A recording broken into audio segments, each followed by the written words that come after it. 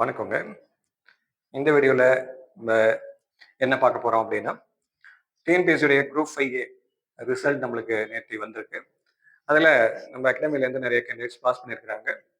அதுல அதனுடைய தொடர்ச்சியா இன்னொரு கேண்டிடேட் ஸ்டேட்ஸ் 12th எடுத்திருக்காங்க. ஸ்டேட் 12th ரேங்க் எடுத்திருக்கிறார்கள். அவங்க யார் அப்படின்னா மிஸ் புவனேஸ்வரி அப்படின்னு பேரு. ஸோ இவங்களும் நம்ம அகாடமியில படித்தவர்கள் தான். ஸோ இவங்களுக்கு பொறுத்த வரைக்கும் போஸ்டிங்ஸ் வந்து கிடைக்கிறதுக்கு வாய்ப்பு இருக்கா அப்படின்னா கண்டிப்பா கிடைக்கும். அண்ட் வந்து 99% கிடைக்கிறதுக்கான வாய்ப்புகள் உண்டு. ரைட். ஸோ இதுல இவங்க எடுத்த மதிப்பெண்கள் அப்படின்னு பார்க்கும்போது ஜென்ரல் தமிழ், ஜென்ரல் இங்கிலீஷ்ல ஃபார் எக்ஸாம்பிள் ஜென்ரல் தமிழ்ல இவங்க எவ்வளவு மார்க் எடுத்திருக்கிறாங்க அப்படின்னா ஸோ இட் இஸ் 81.25 மார்க்ஸ் எடுத்திருக்காங்க. தமிழ்ல பொறுத்த வரைக்கும் நம்ம ஏற்கனவே சொன்னதுதான். என்னென்ன பகுதிகள்லாம் இருக்கு அப்படின்னா எஸ்ஏ இருக்கு, காம்ப்ரிஹென்ஷன் இருக்கு, தென் அதோட சேர்த்த கட்டுரை, தென் வந்து பத்தியிலிருந்து கேள்வி கேட்பாங்க, அதுக்கு பதில் சொல்லணும். ரெசிஸ்ட் ரைட்டிங் இருக்கு, அதுக்கு அடுத்தது ஹின்ஸ் டெவலப்மெண்ட் இருக்கு, அதுக்கு அடுத்தபடியாக நம்மளுக்கு முக்கியமாக இருக்கக்கூடிய பகுதி கிராமர், தென் அது இல்லாமல் நம்மளுக்கு வந்து ப்ரொபோசல் ரைட்டிங் இருக்கு, ரைட்டா? ஸோ லெட்டர் ரைட்டிங் அப்படிங்கிற கான்செப்ட்ல டிரான்ஸ்லேஷன் பகுதிகள் இருக்கு. தமிழ்ல இதுதாங்க.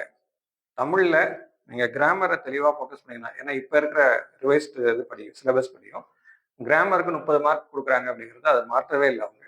ஸோ கிராமரை நீங்கள் தமிழில் ஃபோக்கஸ் பண்ணீங்கன்னா உங்களுக்கு மார்க் வரும். யார் யாரெல்லாம் தமிழ் கிராமர் நல்லா ஃபோக்கஸ் பண்ணியிருந்தார்களோ, எஸ்ஐ நல்லா எழுதியிருந்தார்களோ, ப்ரிசிஸ் ரைட்டிங் நல்லா எழுதியிருந்தார்களோ அவர்களுக்கெல்லாம் ஒரு 80+ மார்க் மேலே வந்திருக்குங்க. சரியா? ஸோ அதனால இப்போ ப்ரிப்பரேஷன் பண்ணக்கூடிய கேண்டிடேட்ஸ் நீங்கள் இவங்களெல்லாம் ஒரு உதாரணமாக வச்சு ஸோ நீங்கள் என்ன பண்ணணும் அப்படின்னா ப்ரிப்பரேஷனில் தமிழ்ல நீங்க என்ன பண்ணீங்க அண்ட் என்ன பண்ணணும் அண்ட் எப்படி படிச்சா பாஸ் பண்ணலாம் அப்படிங்கிறதுக்கு இவங்களா தான் எக்ஸாம்பிள்ஸ். கிராமர் தெளிவாக ஆன்சர் பண்ணணும், அஸ் வெல் எஸ் எஸ்ஏ நம்ம புக்ல இருந்து தான் வரப்போகுது கட்டுரை, அதுக்கு தெளிவாக இப்போலேருந்தே படிக்கணும். ரிசர்ச் ரைட்டிங் தெளிவாக எழுதணும், ஹின்ஸ் டெவலப்மெண்ட் இதெல்லாம் நல்லா பண்ணீங்கனாலே உங்களுக்கு மார்க் 80+ தாராளமாக வருங்க. இப்படிதான் இந்த ஆஸ்பிரண்ட்டும் எழுதி மார்க் வாங்கியிருக்காங்க. ரெண்டாவது பேப்பர் 2. பேப்பர் 2ல வந்து 66.75 மதிப்பெண்கள் தான் எடுத்திருக்காங்க. நல்ல ஸ்கோர் தான். பட் ஆனா ஹையஸ்ட் ஸ்கோர் இது வரைக்கும் நம்ம பார்த்ததுல நம்ம கேண்டிடேட்லேயே ஒருத்தவரை 80 மார்க் எடுத்திருக்காரு இங்கிலீஷ்ல. 79.75 என்னமோ ஸோ எடுத்திருக்காங்க. ஸோ அப்படி இருக்கும்போது ஜென்ரல் இங்கிலீஷ்ல வந்து ஒரு 13 மார்க் கிட்ட ஃபர்ஸ்ட் மார்க்குக்கும் தென் வந்து நமக்கும் டிஃப்ரென்ஸ் இருக்கு அப்படின்னா இங்கிலீஷ் வந்து நான் ஜென்ரலாகவே சொல்றேன்.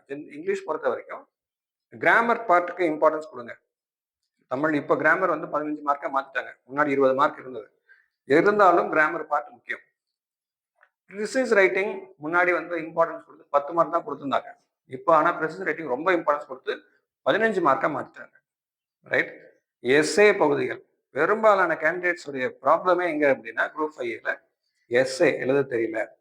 அதுக்கு என்ன பண்ணணும்? இப்பத்துல இருந்தே ப்ரிப்பரேஷனை ஸ்டார்ட் செய்து எஸ்ஏக்கு you have to give focus. சரியா? அதுக்கப்புறம் வேற என்ன பகுதி? டிரான்ஸ்லேஷன் பகுதி. கொஸ்டினை வந்து எப்பயுமே ஒரே ஃபார்மேட்ல இருக்கணும் அப்படின்னு நீங்க வந்து எதிர்பார்த்து போகக்கூடாது. சில சமயம் கொஸ்டினுடைய ஃபார்மேட் வேறையாகும். அதுல சில பல ட்ரிக்ஸ் வந்து வச்சிருக்கலாம்.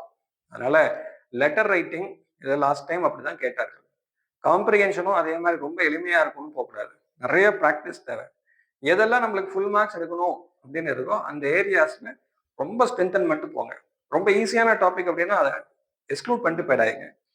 அப்படி இங்கிலீஷ்ல நிறைய கேண்டிடேட்ஸ் அப்படி ஈஸியான டாபிக் எக்ஸ்க்ளூட் பண்ணது தொட்டு தான் காம்ப்ரிஹென்ஷன் தான் கஷ்டமா இருந்துச்சு.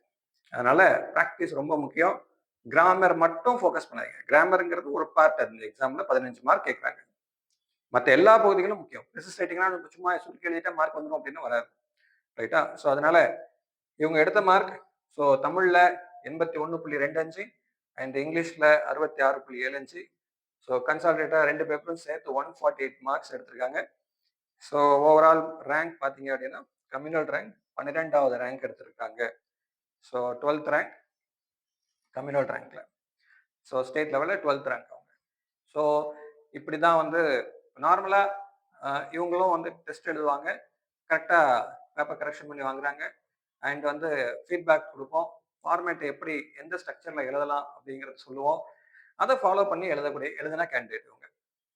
ஸோ அப்போ வந்து டவுட்ஸ்லாம் இருக்குது, ப்ரப்போசல் ரைட்டிங்லாம் இருக்குது அப்படிங்கும்போது அதெல்லாம் கிளாஸ் நடத்தும்போது அதெல்லாம் அட்டன் பண்ணாங்க.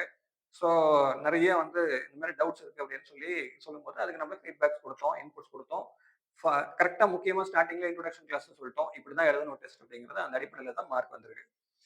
இப்போ நீங்களும் அதே மாதிரியே ப்ரிப்பரேஷன் பண்றீங்க அப்படின்னா இப்பத்துல இருந்தே வீக்கெண்ட்லயாச்சும் ப்ரிப்பரேஷன் பண்றதை பாருங்க. ரைட். ஸோ நெக்ஸ்ட் என்ன வீடியோ போடுவோம் அப்படின்னா நியூ பேட்ச் எப்போ வருது அப்படிங்கிறத பற்றியான வீடியோ போடுவோம். அதுக்கு முன்னாடி ஜூனியர் அசிஸ்டன்ட் ஸோ பற்றியான அந்த வீடியோஸ் நெக்ஸ்ட் வீடியோவில் வருது, பார்த்துக்கிட்டு இருங்க.